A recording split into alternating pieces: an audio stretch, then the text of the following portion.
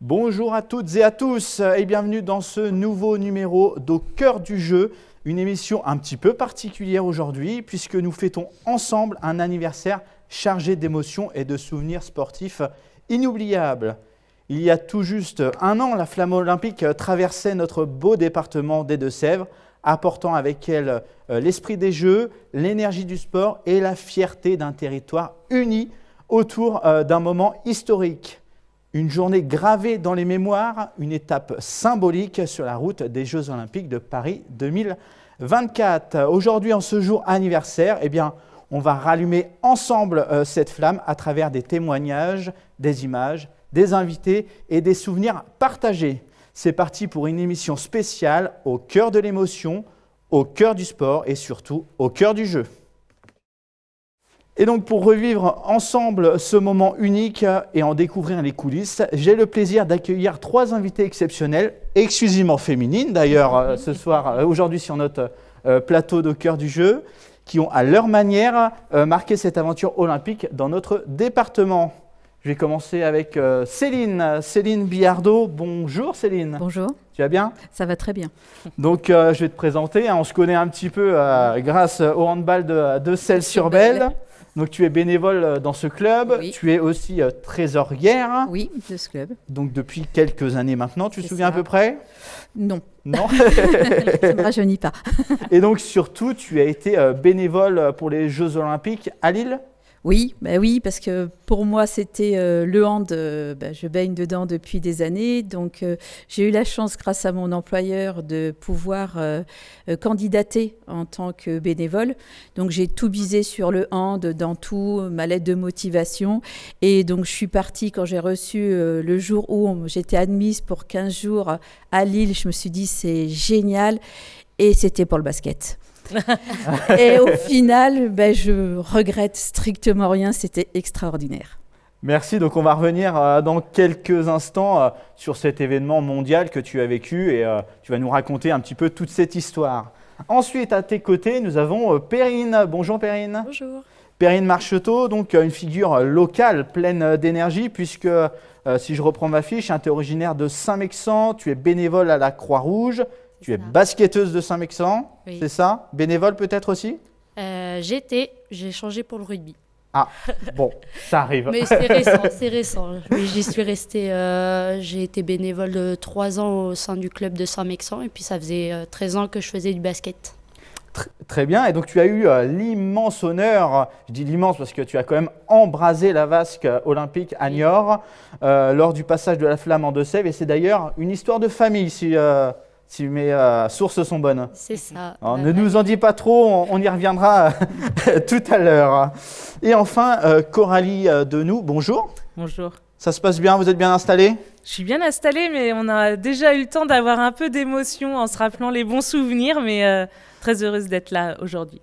Donc vous êtes originaire de la Gâtine, ouais. Vous êtes la première femme présidente des Deux-Sèvres, élue en juillet 2021. Ah, c'est ça. Donc ça fait 3 ans et demi. Et lorsque vous avez été élue, vous étiez la plus jeune présidente de France.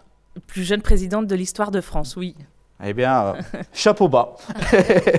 Et donc vous êtes aussi co-gérante de la SARL Denoux et Co, ouais. C'est ça. Est-ce que vous pouvez nous en dire un petit peu plus sur ça ? C'est une entreprise familiale, en effet, dans le négoce de bestiaux. Voilà, donc je suis associée avec mon père et mon frère. Alors, je fais un petit peu moins d'opérationnel, en effet, depuis 4 ans, mais toujours dans la stratégie. Et voilà, mon frère et mon père ont pleinement conscience qu'ils peuvent compter sur moi. Et donc, nous reviendrons avec vous sur l'organisation et les retombées et la fierté surtout d'avoir accueilli la flamme olympique ici chez nous. Oui. Merci à vous toutes d'être avec nous pour cette émission anniversaire. Alors pour commencer, je vais remettre un petit peu le contexte avec la carte qui va s'afficher ici à l'écran. La flamme est donc partie des Deux-Sèvres le dimanche 2 juin 2024, donc en cette journée anniversaire. Elle a traversé 7 villes, Thouars, Bressuire, Parthenay, Saint-Mexant-l'École, Celles-sur-Belle, Coulon et Niort, avec surtout une affluence record entre 20 et 30 000 personnes sur le bord des routes. Alors, nous avons eu 43 000 personnes ce jour-là. C'est un des départements les plus dynamiques sur le passage de la flamme au niveau national, avec un record pour Thouars. C'est la ville où il y a eu le plus de monde. D'accord, eh bien, c'est noté. Vous aviez combien de relayeurs sur les Deux-Sèvres ? Alors, c'était une centaine de relayeurs et nous, département, nous avions à faire le choix pour 7 relayeurs, dont Perrine. Très bien, donc on va continuer avec vous, Madame la Présidente. Accueillir la flamme olympique en Deux-Sèvres, c'est un symbole fort pour notre département. Mais comment le choix d'accueillir cette flamme a été fait ? Est-ce qu'on vous l'a proposé ? Est-ce que c'est vous qui l'avez demandé ? Comment tout ça s'est passé ? Alors, ça a été une proposition, un travail avec notre association, Département de France. Donc, ça a été proposé à tous les départements. Nous avons eu une réunion de majorité où nous avons pu débattre de l'opportunité, en effet, de faire venir cette flamme. Et à l'unanimité, en effet, nous avons décidé de faire vivre aux Deux-Sévriens et notamment à tous les engagés sportifs ce moment historique, permettre finalement, qui que l'on soit, peu importe l'âge, peu importe le milieu social, peu importe le secteur géographique, eh bien, tout le monde pouvait se réunir pour vivre un petit bout des JO, parce que tout le monde ne pouvait pas monter à Paris, ça coûtait très cher. Et donc, on a fait venir les JO, en tout cas un petit bout des JO, en Deux-Sèvres. Et aujourd'hui, mais absolument aucun regret. D'accord. Et donc, quelles ont été les grandes étapes d'organisation de cette magnifique journée du 2 juin 2024 ? Eh bien, donc après, il a fallu être sélectionné. Et puis après, il a fallu que ça soit une journée de week-end. On y tenait beaucoup. Donc, on a fait un fort lobbying. Et puis, on a décidé que finalement, toute l'année 2024, et les JO allaient nous permettre en fait d'animer tout notre territoire. Et donc, on est parti d'un tremplin musical, des JO dans les collèges, mais également le passage de la JO mobile dans 40 communes. On a eu plus de 1500 personnes qui ont déposé un petit papier pour avoir la chance d'aller aux JO, puisque nous avons amené 150 personnes aux JO sur 3 journées différentes, donc des jeunes collégiens, mais également des personnes qui avaient participé aux Jeux, et puis des agents, parce qu'il faut savoir que c'est plus 160 agents qui ont été mobilisés du département pour cette flamme. Donc il y a eu plein d'activités jusqu'à la journée paralympique. Donc ça nous a animés quelques mois. Ça a été un travail intense pour le conseil départemental. Et justement, en termes de... donc vous nous parlez des agents du département. Il y avait aussi sûrement tout ce qui est police, gendarmerie, pompiers qui étaient mobilisés à peu près. Vous avez des chiffres là-dessus ? Alors, ça concerne plutôt la préfecture. Donc, je n'ai pas les chiffres des personnes mobilisées, mais ça a été plus de 20 réunions techniques de sécurité pour organiser le passage dans les 7 villes. Et on a eu le retour de Paris 2024, qui était organisateur. Et ça a été un des points forts, c'était vraiment le travail avec le conseil départemental et la préfecture et la qualité et l'excellence pour la sécurité, puisqu'il y a eu 0 incident dans notre département. Oui, il faut le souligner, parce que vraiment, ça a été une journée fort en émotion. Céline, tu en as fait partie d'ailleurs de ces bénévoles qui sont passés dans les Deux-Sèvres pour le passage de la flamme. À Celles-sur-Belle ? Alors, à Celles-sur-Belle, d'abord avec mon employeur, puisque la Caisse d'épargne était le partenaire officiel de la flamme, donc on était baignés dedans, avec aussi nos réseaux sociaux internes. Donc, je voyageais tous les jours avec le passage de la flamme et avec tous les collaborateurs qui étaient aussi impliqués dans cette affaire. Moi, en tant que bénévole, j'ai fait toutes les réunions techniques avec le COJOP, qui étaient assez importantes pour Celles-sur-Belle, pour le passage de la flamme. Étant donné aussi bénévole, on a pu emmener tous nos petits qui avaient hâte de voir cet événement-là. Donc, c'était super chouette. La flamme est arrivée et là-dessus, j'ai repris mon costume avec mon employeur et je suis partie à Niort pour la vasque. Donc, on avait aussi un stand là-bas. Et à ce moment-là, oui, je pense qu'on a tous vécu ce même moment. Il y avait un ciel qui était exceptionnel en plus ce soir-là. Quand la flamme s'est allumée, je pense qu'on a tous vibré en même temps. Mais on va revenir d'ailleurs dans quelques minutes à ça. Moi, je vais me tourner maintenant vers Perrine. Tu as appris que tu allais porter cette flamme pour embraser notamment la place Chanzy. Oui. Tu l'as appris quelques jours avant ? C'est ça, le mercredi précédent le dimanche. Bien vu. C'est ça. Et donc, comment tu l'as appris et surtout, quelle a été ta réaction ? Je l'ai appris par un... D'abord, c'était un message de Madame la Présidente qui me disait Perrine, rappelle-moi, c'est assez urgent.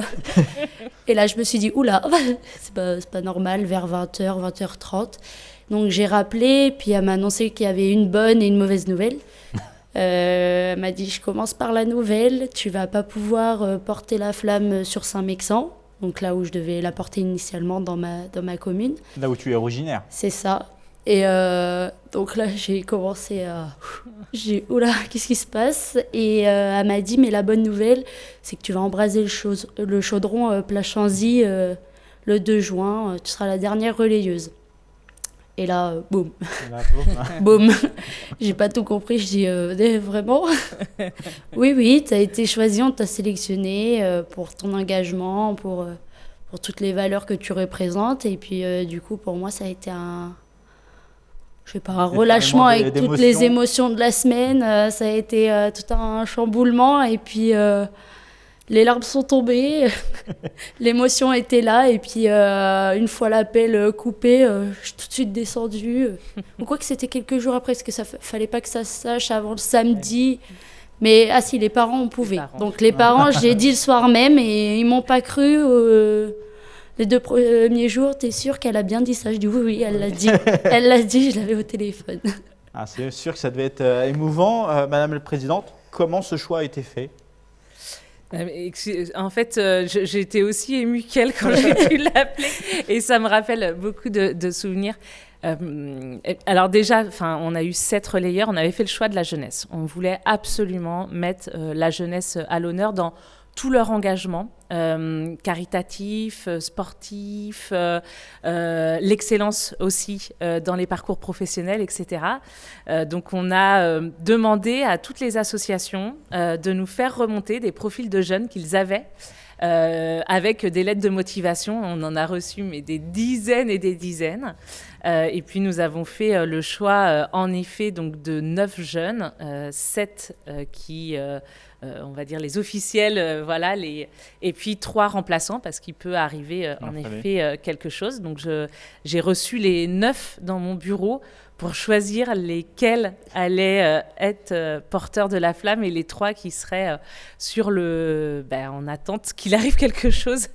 Voilà, et franchement, mais on a découvert des jeunes, mais d'une qualité incroyable. Alors, dans notre société, on est toujours en train de dire les jeunes, ils ne travaillent pas, les jeunes, ils ne s'engagent pas, les jeunes... Mais non, là, on a vu 9 jeunes de Sévrien engagés avec des valeurs très fortes d'humanité, d'altruisme, d'engagement. Et c'est ce que je racontais tout à l'heure. En fait, à chaque fois qu'on envoyait un nouveau, on se disait mais il est encore mieux que le précédent. Et ça a été très difficile de choisir. Mais ça a été un moment important pour nous parce que vraiment, c'est notre futur en fait, ces jeunes-là. Et ils ont été incroyables et tous, je les ai appelés au téléphone par la suite. Et ça a aussi été des moments très émouvants puisqu'ils ne savaient pas qu'en fait, ils étaient dans la shortlist. Et ils pensaient qu'ils passaient un entretien, en fait. Voilà.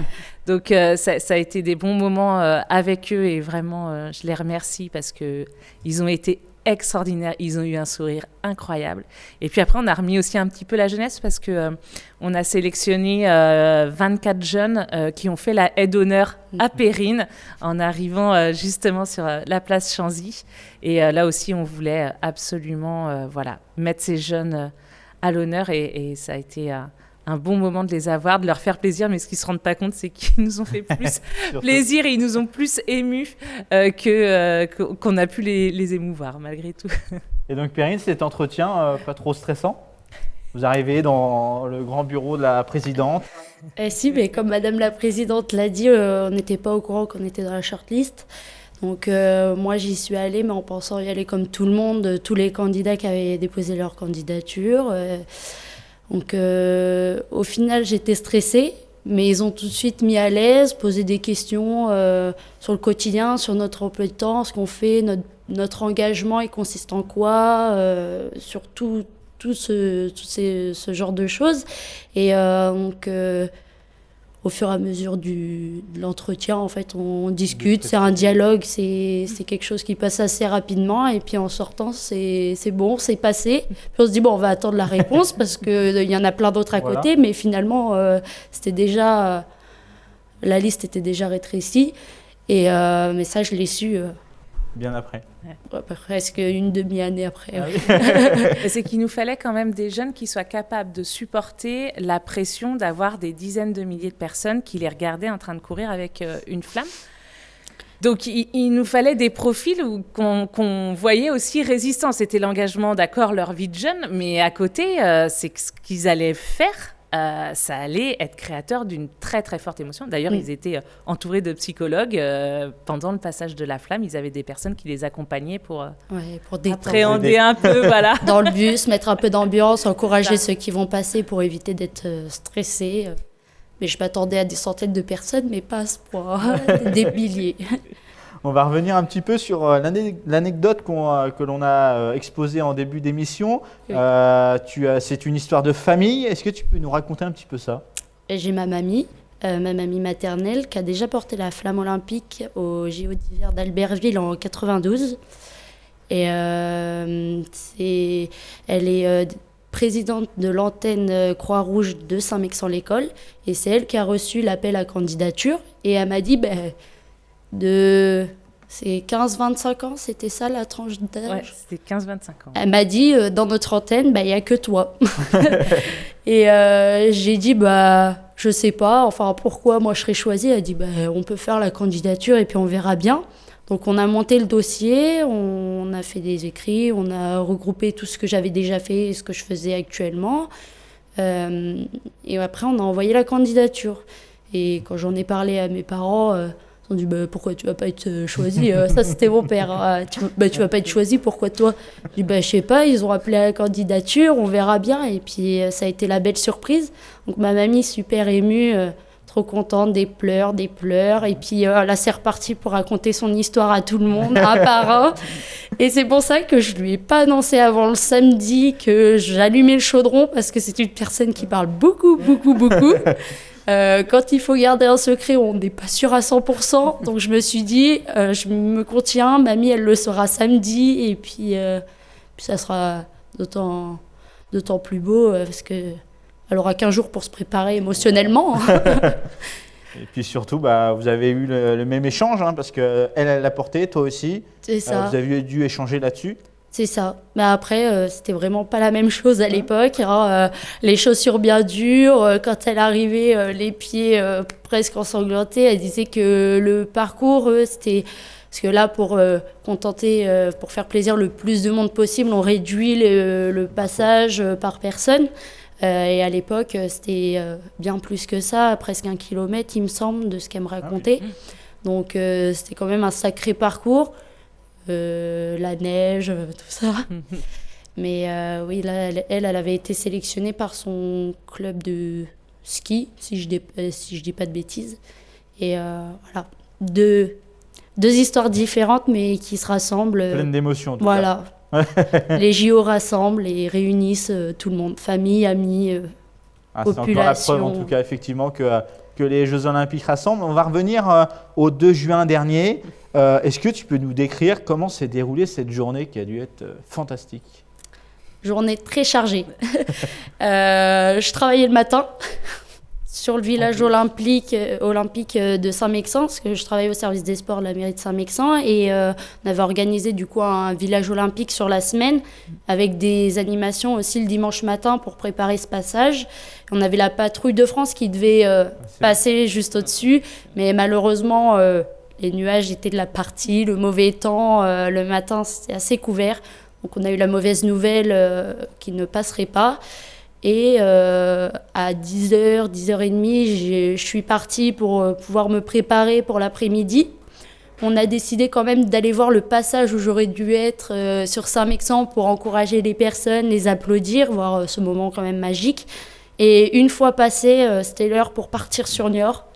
Direction Niort, donc On se dépêche, toute Tu la y famille vas en par tes stress. propres moyens, on te récupère, comment ça se passe? Avec ma famille. On est D'accord. allés tous ensemble parce que du coup, rester sur place, fallait être au premier rang. Même si c'était des heures avant, fallait y être. Donc tout le monde, on est parti en voiture. Ils m'ont déposé au centre des relayeurs. Donc là, on nous donne nos tenues par rapport à nos numéros de passage. La tenue qui est derrière toi d'ailleurs. Hein. C'est ça. Et du coup, vu qu'il y avait eu un petit changement de dernière minute, ben, la tenue, c'était pas forcément ma taille. Donc je leur ai demandé s'il y avait la taille en dessous, mais non. Bon, on a rentré le maillot dans le pantalon, c'est pas très grave. Donc il y avait vestiaire fille, vestiaire homme. On s'est changé. Après, on avait une petite collation si on avait envie, des petits gâteaux. On pouvait porter la flamme à vide pour prendre des photos. Donc c'était assez sympa, ça mettait quand même dans l'ambiance et puis ça apaisait, on était moins stressé. Après, on a eu un petit moment de préparation où tout le monde était assis et puis une personne était chargée de nous expliquer le déroulement. Donc par la suite, on a pris le bus des relayeurs. Le bus des relayeurs avait des fenêtres transparentes, donc il fallait faire coucou, des sourires à tout le monde. Donc au bout d'une heure, c'est compliqué, mais c'est très beau à voir, parce que du coup, on encourage tous ceux qui passent. Dès qu'ils descendent, on les applaudit, on les encourage. Et il y a un deuxième bus que j'ai pas pu prendre, parce que c'est le bus qui récupère les relayeurs une fois leur passage terminé. Du coup, moi, ils m'ont laissé sur la place Chanzy. Ils sont tous retournés au centre des relayeurs. Et donc, arrivé peut-être 400 mètres avant, vu que le bus ne pouvait plus y accéder, on était 3 à descendre en même temps. Et puis, un bénévole de Paris 2024 nous a guidés pour nous placer. Et puis, c'est là que l'attente est vraiment un peu plus longue parce que faut attendre le deuxième, le troisième, le quatrième. Et puis, nous, on arrive à la fin. Donc on voit un peu sur les écrans comment ça se passe, ça arrive, ça passe, faut se décaler et puis ça revient. Puis au moment où c'est à nous, on y va. En fait, on a quelqu'un, c'est ça, on a quelqu'un qui nous guide, on l'écoute tout en essayant de sourire, pencher la flamme, tourner un petit peu à gauche, à droite. Donc là, on essaye de pas faire de bêtises. Et on a bien la torche en main et puis c'est vrai qu'elle est lourde du coup avec tout le système. En fait, on ne le sent pas, on l'a dans la main. Du coup, j'ai pu avoir la chance de l'avoir un peu plus longtemps que les autres relayeurs, vu que j'ai dû allumer le chaudron olympique. Mais on arrive à bien la tenir quand même. Les personnes qui nous acclament, qui applaudissent, qui sont contents, nous poussent à la garder. Puis vient le moment où il faut descendre. J'étais même pas briefée sur ça. Ouais. Elle m'a dit, je vais faire un décompte et puis tu allumes. Bon. Ok, donc tout le monde fait 3, 2, 1 et puis le chaudron s'allume et tout le monde est heureux. C'est le début de la fête. Ouais, d'ailleurs, ça a dû être un moment fort pour toi d'être devant ces milliers de personnes. Est-ce que vous avez le nombre exact de personnes? 5860. 5860 personnes qui vous acclament, qui vous encouragent. Qu'est-ce qui se passe à ce moment-là? C'est fou. Ouais. Jamais je me serais dit, je vais aller me présenter devant tous ces gens-là qui vont crier mon prénom, m'applaudir. C'est ça, mais finalement, en fait, tellement dans l'engouement, tellement bien encadré et sécurisé avec des personnes qui nous disent quoi faire. Bah, tu avances, tu vas pas trop vite, tu fais le tour, tu as juste à saluer les gens, à être heureuse et profiter de l'instant. Et ben en fait, on se déconnecte et on se dit, je vais profiter. Et on avance, on a la torche dans la main, on fait coucou à tout le monde. J'ai même pu entendre un copain au loin qui a crié mon prénom parce que j'ai reconnu sa voix à coup sûr. Donc c'est que du bonheur. Pouvoir voir ses proches dans la foule malgré tout le monde qu'il y avait. Et en fait, on ne se rend pas compte sur l'instant T qu'il y a tant de personnes. Mais on sait qu'il y a beaucoup de personnes et que c'est important. Donc là, on se dit, je déconnecte, mais je ne fais pas de bêtises. Je ne tombe pas, je reste droite et... Faut pas... Et ça restera gravé surtout c'est ça. Tout le temps ici. C'est ça. Parfois, je fais ma vie tranquille et puis je me dis, ah oui, c'est vrai, c'est passé ça quand même. Ça. Très bien. On va revenir avec Céline qui nous a parlé tout à l'heure que tu étais à Celles-sur-Belle avec les jeunes du club de Celles-sur-Belle. Oui. Est-ce que tu peux nous en dire un petit peu plus sur ce qu'a fait la ville à ce moment-là de cette journée ? L'arrivée de la flamme était dans la salle de sport. Donc en fait, on était surtout sur le passage de la flamme avec les joueuses aussi professionnelles qui étaient là pour la flamme. Et c'est surtout, je pense, qu'on était animés pour en faire profiter au maximum aux parents qui nous avaient confié leur enfant du club. Et on s'était mis un pari qui était un petit peu pas fou, mais on s'est dit on va faire passer la chèvre à la télé. Et en fait, avec tous les petits, on avait mis les t-shirts rouges et on s'était mis juste à l'entrée. Bon, les gendarmes ont un petit peu houspillé au début en disant attention, la sécurité, mais bon, voilà, ce sont des enfants et ils ont vite compris.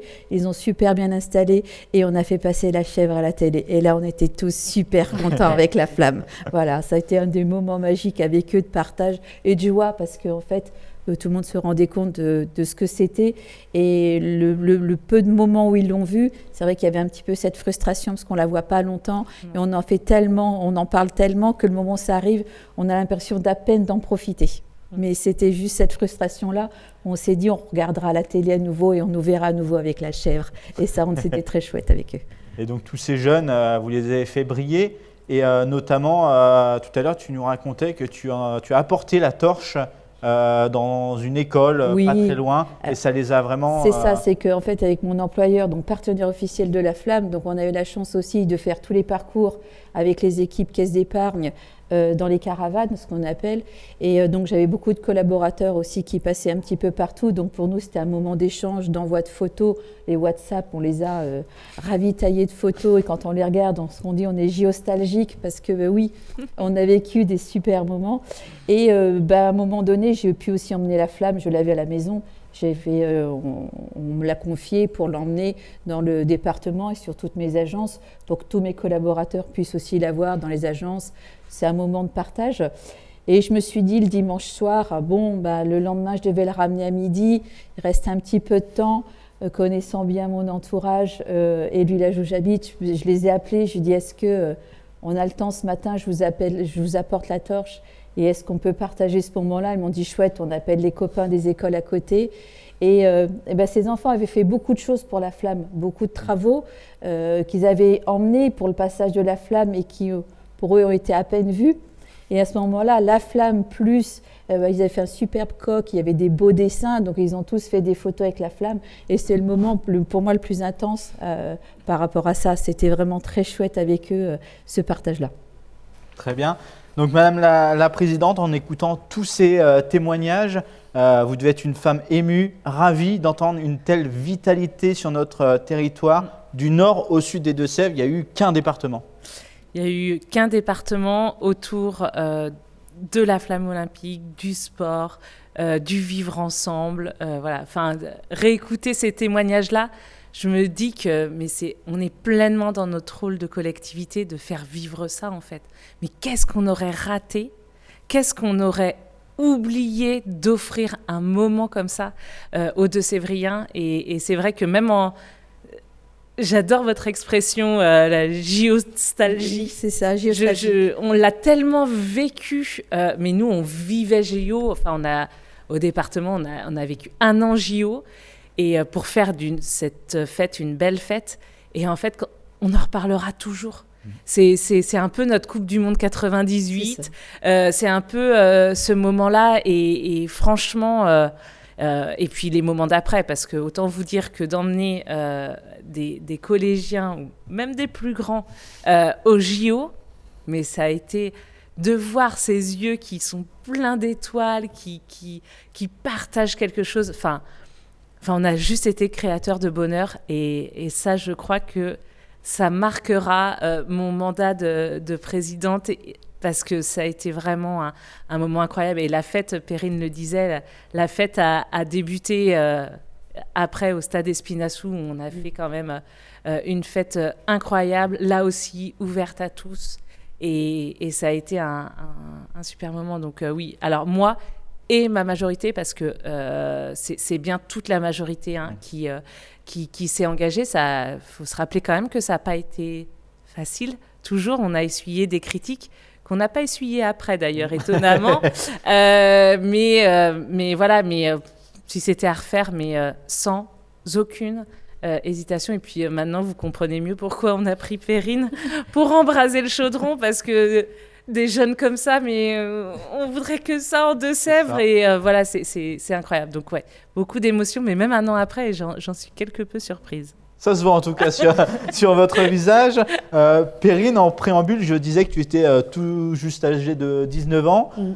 Qu'est-ce que cette expérience a changé pour toi personnellement? A-t-elle laissé une trace particulière dans ton parcours ou ton regard ou ton engagement vers le sport?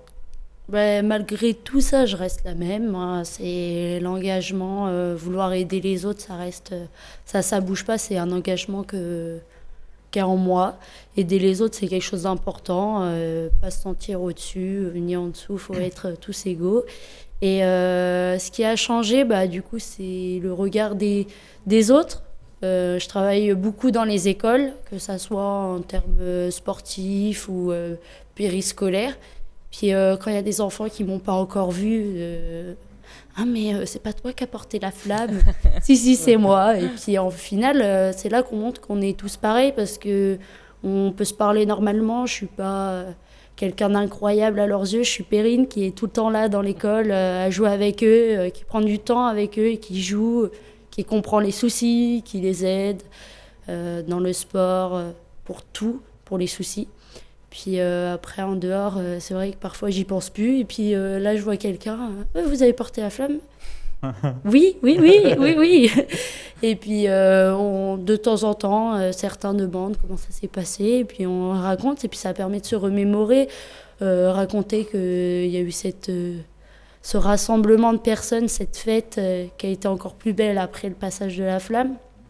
Et c'est juste magique. C'est quelque chose, c'est un partage qu'on continue d'avoir tout le temps, en parler, l'expérience, montrer nos souvenirs, comme par exemple l'anneau olympique, enfin le centre, Montre-le-nous, le cœur de la flamme qui nous a été offert par Paris 2024. Donc avec un petit mot de Tony Estanguet. Donc c'est un. Montre-le à la caméra ici. Donc c'est le cœur de la flamme qui relie la partie supérieure à la partie inférieure. Donc c'est une édition limitée qui nous a été offerte à chacun d'entre nous. Et c'est quelque chose de quand même inoubliable parce que c'est quand même un cadeau qui est représentatif de tout cet événement. On repart avec quelque chose et plus tard, au lieu de dire j'ai porté la flamme et puis quelqu'un ne nous croit pas, on se dit c'est toi qui vois, mais moi je sais ce que j'ai vécu, je sais ce qui s'est passé, j'en ai un souvenir. Ça a marqué ma vie, ça a marqué les esprits, voir le bonheur des gens tout autour, des gens moins contents, pourquoi c'est pas une star, pourquoi c'est pas une célébrité, elle est toute jeune, elle a rien fait. Et c'est vrai qu'on pourrait se dire pourquoi un tel, pourquoi pas un tel, mais en fait on est tellement nombreux que ça peut pas être tout le monde. Il faut quand même dire que tu fais quand même beaucoup de choses, c'est pour ça d'ailleurs. Non, c'est un vrai choix. Enfin, voilà. Perrine, c'est pas un choix par défaut. On s'est battu pour que ça soit elle, puisque ce n'était pas elle à l'origine. Justement, c'était une star et nous, on n'avait pas envie de stars. En Deux-Sèvres, on voulait les créer, les stars, et justement dire qu'on peut être une personne ordinaire et pour autant, discrètement, faire des choses extraordinaires. Et Perrine, malgré son jeune âge, elle fait quand même juste des choses extraordinaires en termes d'engagement. Là non plus, aucun regret sur le choix de Perrine. Elle incarne cette jeunesse de Sévrienne et non, c'était bien elle la star et elle continuera à l'être à l'image de la flamme de Sévrienne. D'ailleurs, merci. On parle de ton engagement. Est-ce que tu peux nous en dire un petit peu plus sur ton engagement auprès notamment de la Croix-Rouge? De la Croix-Rouge, j'ai commencé au tout début, donc j'étais en 4e, ça devait être en 2019, où j'ai aidé à garder les enfants, parce que à l'antenne sociale, il y a l'épicerie sociale, et en fait les enfants n'ont pas le droit d'entrer pour éviter toutes les confusions, tout le brassage, et pour que les parents aient le temps de choisir les produits, faire leurs courses. Donc il y avait une petite salle de jeu au fond de l'établissement, et en fait je m'occupais tous les mercredis après-midi de ces enfants, je jouais avec eux, je les occupais pour éviter qu'ils soient là à réclamer papa ou maman ou n'importe. Et on a également un dépôt où on fait des ventes une fois par mois. Et donc là, j'ai aidé, j'ai pris le rayon jouets, livres, CD et arrangé en fait un peu comme de la vente. Et puis le samedi par mois où on faisait la vente, Je participe à cette vente de ce rayon-là. Donc on a un système de petits tickets, donc à chaque rayon, il faut faire un ticket de sortie. Donc ça a été débuté par ça, et puis après l'engagement, il y a eu le basket, et là la Croix-Rouge a du renouveau. On a un ancien bâtiment qui a été mis en location, donc ils l'ont récupéré, et là tout va être réuni, la vestiboutique, l'épicerie solidaire, le dépôt, en fait tout sera au même endroit, et ça va être pratique. Ça va se situer où? À Saint-Mexan-l'École, en face de la Poste sur l'avenue. D'accord. Et donc les gens pourront y accéder, il y aura tout sur place, donc ça va être un beau renouveau, plus pratique pour les bénévoles, pour les bénéficiaires, tout le monde, ça va être... Si vous recherchez des bénévoles, je suppose. Ah oui, je pense partout. Peut-être un petit message tout, là, pour. Mais n'hésitez pas si vous voulez, si vous avez un peu de temps pour aider, participer à pour des associations, n'importe laquelle, si vous préférez caritative, sportive. Je pense que tout le monde a besoin d'aide, et c'est encore mieux d'y participer, juste un petit peu de temps libre. Parfois, il y en a qui viennent juste pour 1 heure par semaine, et c'est très très bien. On les en remercie, parce que 1 heure, ça peut faire beaucoup. Juste trier les vêtements, les remettre en place, mettre la nourriture dans les rayons, c'est quelque chose qui aide beaucoup et rend plus facile la vie après pour les ventes, aider les bénéficiaires et les personnes qui en ont besoin. Merci en tout cas. Elle est Merci incroyable. Franchement, Et merci au département. Je sais même plus quoi dire. elle est juste incroyable. Et merci beaucoup, déjà, je voulais dire au département, parce que c'est quand même grâce à vous tout cet événement qui était merveilleux, et cette expérience que j'oublierai jamais. Ça fait du Mais on bien se de voir un connaissait sourire pas comme ça. avant, hein. Non. On se connaissait pas avant avec Perrine, mais je crois que désormais, c'est vrai que quand on se Et- croise, il y a quelque chose d'écrit maintenant entre nous, et voilà. Mais c'est le département, c'est aussi, je le redis, c'est quand même plus de 160 agents du département qui ont été mobilisés. Et c'est aussi tous les bénévoles qui ont fait les animations dans les villes, parce que nous, département, après, les villes s'organisaient comme ils voulaient, ils faisaient des villages, ils faisaient des animations. Ce qu'ils voulaient, hein, c'était... et il y a eu, mais c'est des centaines de bénévoles à l'échelle du département qui, là encore, se sont engagés pour animer leur commune, pour faire des animations toute la journée, la plupart du temps. Vraiment, enfin, c'est vraiment à saluer, parce qu'il y a toute la partie qu'on a vue, les 43 000 personnes et les 85 000 personnes qui nous ont suivis sur les réseaux sociaux. Et puis, il y a tous ceux qui sont, en effet, c'est les bénévoles, les petits travailleurs de l'ombre, et pourtant qui ont fait aussi de cette journée, assurément, une très, très belle réussite. Eh ben, en tout cas, ça fait plaisir de voir des sourires comme ça sur vos visages, en nous expliquant un petit peu tout ce qui s'est passé dans cette journée. On va avancer dans le temps, et on va passer maintenant aux Jeux Olympiques. Céline, donc, tu as été bénévole à Lille pour ces Jeux Olympiques de Paris 2024. Est-ce que tu peux nous expliquer comment s'est passée ton expérience lors de ces Jeux Olympiques? De toute façon, déjà, d'abord, c'est une candidature aussi, hein, parce qu'on candidate pour être bénévole. Donc, c'était long, parce qu'en fait, 2 ans auparavant, donc on a l'impression qu'on est vraiment dedans depuis longtemps. Ouais. Et je repense à tous ces écrits que j'ai faits de motivation, pourquoi je voulais faire. Et c'est vrai que je me suis souvenue après que j'avais précisé que je voulais être au cœur des Jeux, que je voulais vivre les Jeux, mais avec les sportifs, que je voulais voir ce côté-là. J'ai été entendue, puisque lorsque j'ai reçu 15 jours partir, alors au niveau familial, c'est très égoïste ce que j'ai vécu, parce qu'en fait, on part de la maison, oui, je pars 3 semaines, et en fait, j'ai vécu pour les Jeux. Parce que là, c'est 10 heures par jour, c'était 20 km par jour, j'étais dans les vestiaires. Donc, j'étais avec les athlètes, basket, oui, les États-Unis, oui, les LeBron James à côté de vous. Oui, c'est un être humain, tout va bien. Mais voilà, on vit d'autres moments qui sont lunaires quand on le raconte aux autres, et on se dit, je suis en train de vivre quelque chose. La télé en permanence, puisqu'on était filmé en permanence. La sécurité aussi était très importante. Et en fait, on ne se rend pas compte, les journées passent à une vitesse. On se lève à 6 heures du matin, on rentre à 1 heure du matin. On est fatigué, mais de joie.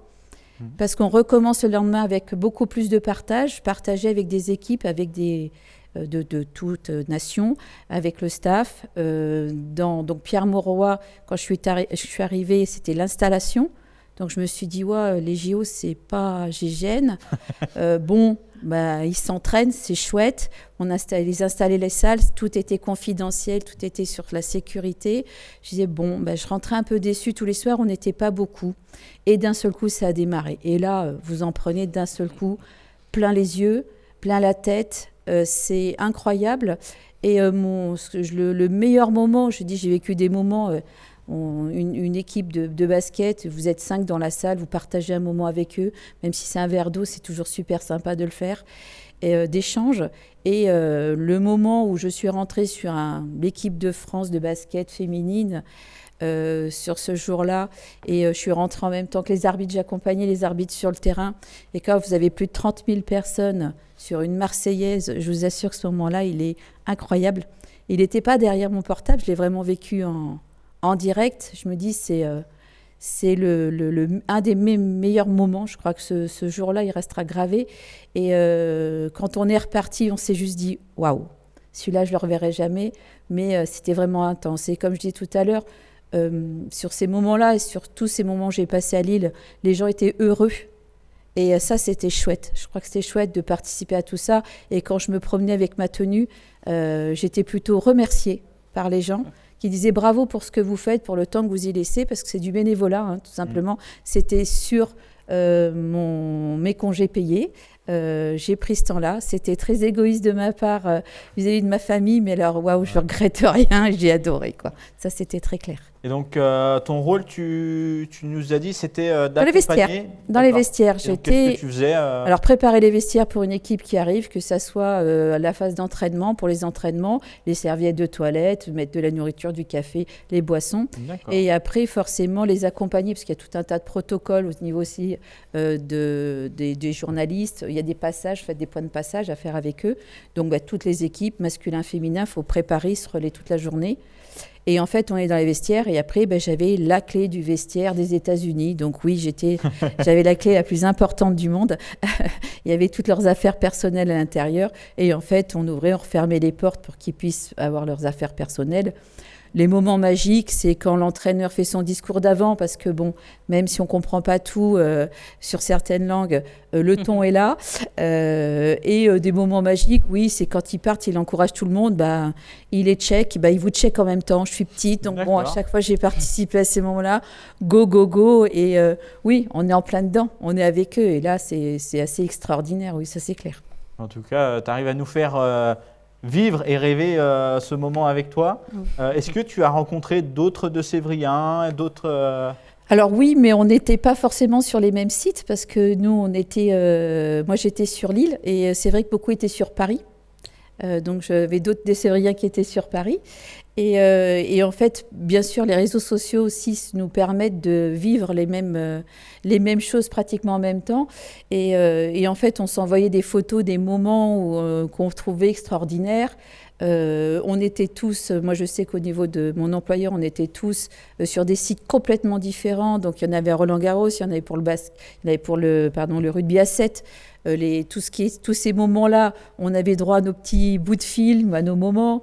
On a la collègue aussi qui était avec Tom Cruise. On a fait « Waouh, comment t'as fait, quoi ?»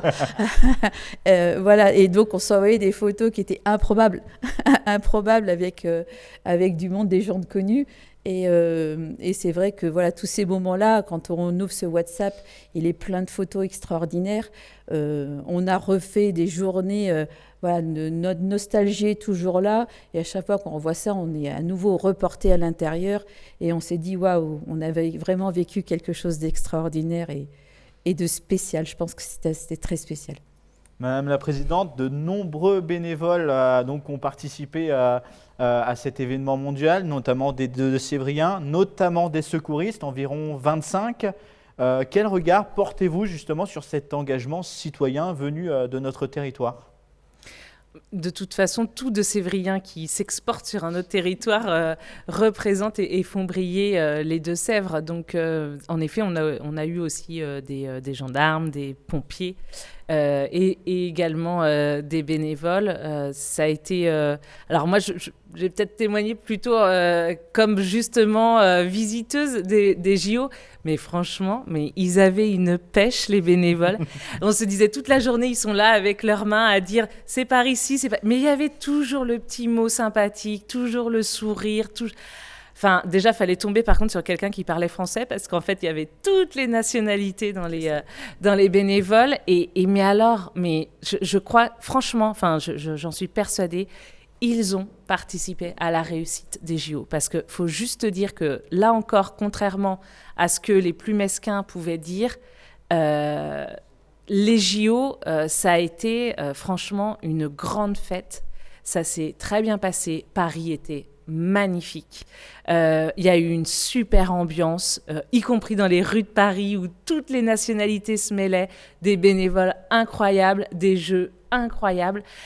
Franchement, on n'aurait pas pu mieux réussir, en effet, ces jeux, grâce, il faut le dire, à toute la sécurité qui a été déployée, et puis à nos bénévoles qui étaient par centaines sur les sites et qui nous ont fait, franchement, qu'on participait à la réussite et à cette joie et à cette convivialité qu'on a tous vécu, enfin tous ceux qui ont vécu, qui ont été à une épreuve des JO ou des Jeux paralympiques, parce que c'était la même mobilisation, c'était le bonheur.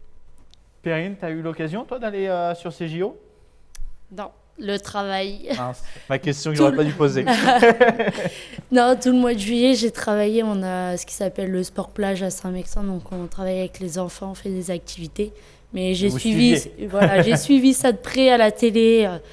C'était quand même quelque chose d'incroyable à regarder. Un moment marquant sur ces JO? Moi, je dirais quand la vasque olympique s'est levée. Après, toutes les épreuves, suivre, est-ce que la France va gagner? Est-ce que là, elle va aller jusqu'au bout ou pas? Des belles anecdotes quand on se lève. Oh, dans l'actualité, il y a eu ça, parce qu'on ne peut pas tout regarder en même temps non plus. Il y a quand même pas mal d'épreuves. Mais franchement, c'est quelque chose de beau à voir.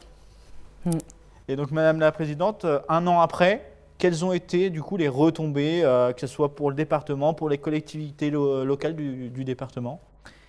Alors, bien, d'avoir créé un souvenir merveilleux pour tous les Deux-Sévriens, c'est quand même important parce que c'est quand même ce qui fonde une société à un moment donné, c'est ce qui nous réunit.